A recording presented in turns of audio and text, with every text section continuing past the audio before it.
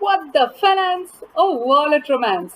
Welcome to the 21-day money challenge, an initiative to help and grow your money as much as you can. Use these tips, tricks, and tools in your personal finance as well as your business finance. Share your journey and remember, you're not alone. Show some love by smashing the thumbs up button so that it can reach more people and do comment on your progress. Are you ready? Let's get started for today. Day 18 is here now of the 21-day money challenge, and guess what? Just 3 more days for us to go apart from today to complete this challenge. So I hope you are going strong and rocking with the challenge. Awesome. So today, what are we going to be talking about, right? So let's go back to our hero Sid. So Sid, he wasn't sure what should be the basis of his financial decision making, especially when it came to investments. He felt there are like umpteen possibilities and so many different ways to invest, and he wasn't really sure.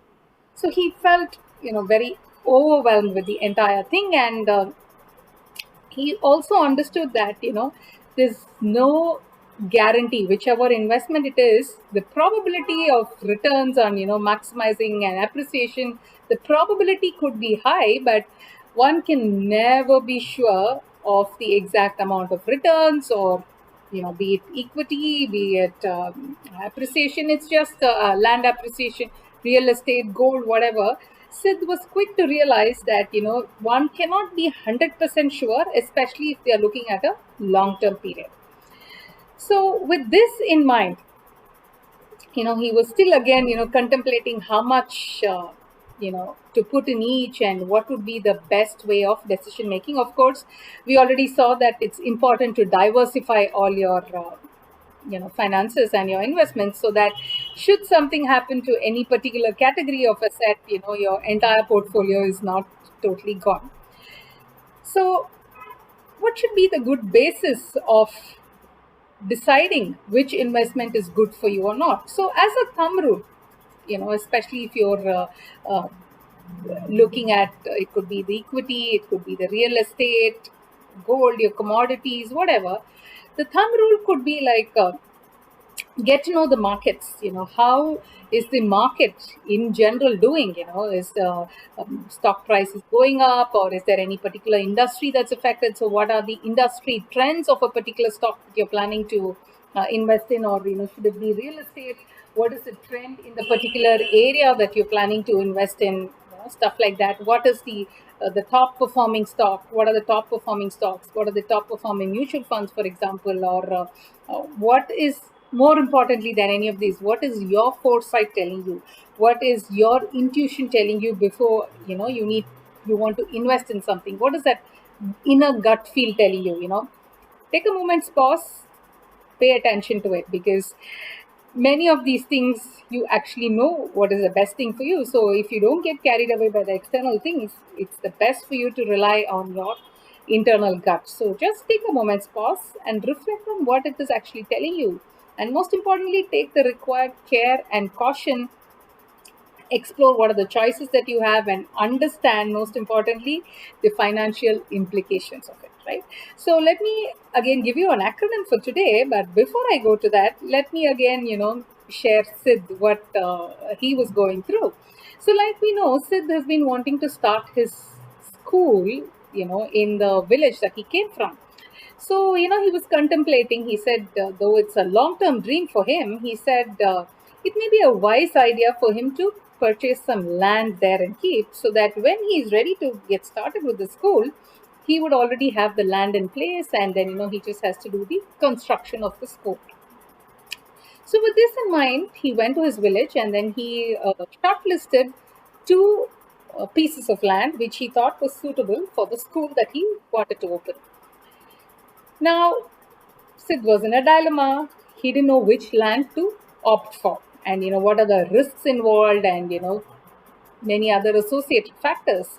So how did he narrow down? So here's an acronym there for you again. So before you make any financial decision or financial choice, run yourself past this little acronym, and the acronym is RISK.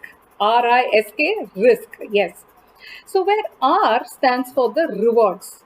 What sort of rewards are you going to get by investing in a particular thing? Yes, like we discussed, there's no particular guarantee that you would get back, or it will even multiply.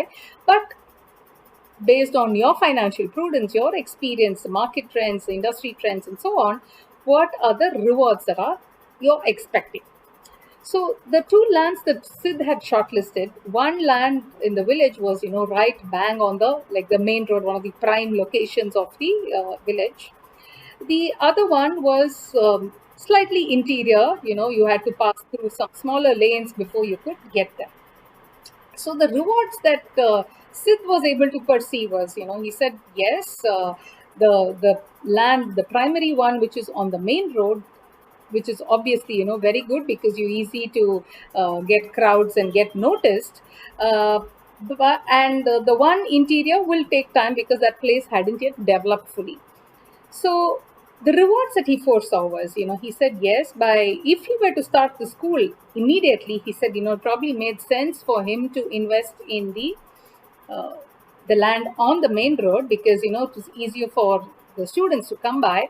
But then he realized that if it was slightly away and slightly interior, he felt the appreciation of the land would possibly be much better. So for the R, the reward, he gave more points to the land that was interior. Now what does I stand for? Investment required, right? So before you make any financial decision, get to know the amount of investment, and is it in line with your purchasing power? That is also something you need to consider. So in Sid's example, again, obviously the land on the prime locality was much more expensive than the land interior. So he said, his affordability wise, it made sense for him to invest in the land that was in the interior because that costed Sid slightly lesser. S is to segregate. What do I mean by segregate? Segregate the pros and cons of both.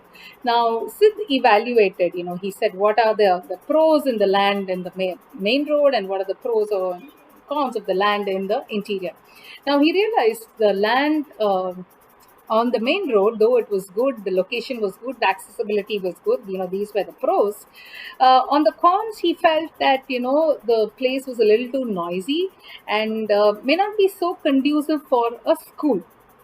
But he also realized one more thing, he was also contemplating whether it would be good for him to invest in the land in the on the main road and probably sell it off after a few years, hope if it would appreciate well, and then thereafter buy another piece of land somewhere else with that amount. So he did debate about this as well. But what Sid realized when he looked at the pros and cons of the land interior, of course, the con was, the approach was a little far, it was a little interior.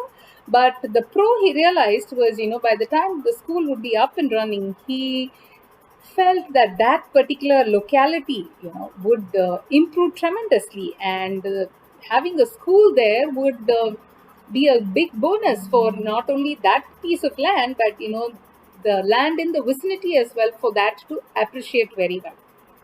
So Sid said, if he had some extra funds, he would probably, buy the other pieces of land adjoining uh, the land that he had identified for the school, so that at a later date he would get a much better appreciation. K is knowingness. What do I mean by knowingness? Knowing the market trends, knowing how the current land prices, for example, in the Sid's case, and so that you're not too paying too high, or not underselling, whatever. You are well aware of what is happening. So that is what I mean by knowingness. So get to know whatever is the important data. What are the metrics that you're looking at before any investment. So this acronym of risk, you can use it for any financial decision that you want to make. So let me summarize that for you. R is your rewards, I is the investment required, S is segregating your pros and cons, and K is knowingness. So the action for you, my friends, is to create a checklist with some important parameters that you are considering, especially for your financial investments. And most importantly, are they in line with your financial goals that you want to that you've aspired and you've set for yourself. So that is another thing you need to reflect upon. So with that, we are at the end of day 18. So do this and wish you all the very best and catch you tomorrow. So until then, signing off from you is Sangeeta. Bye.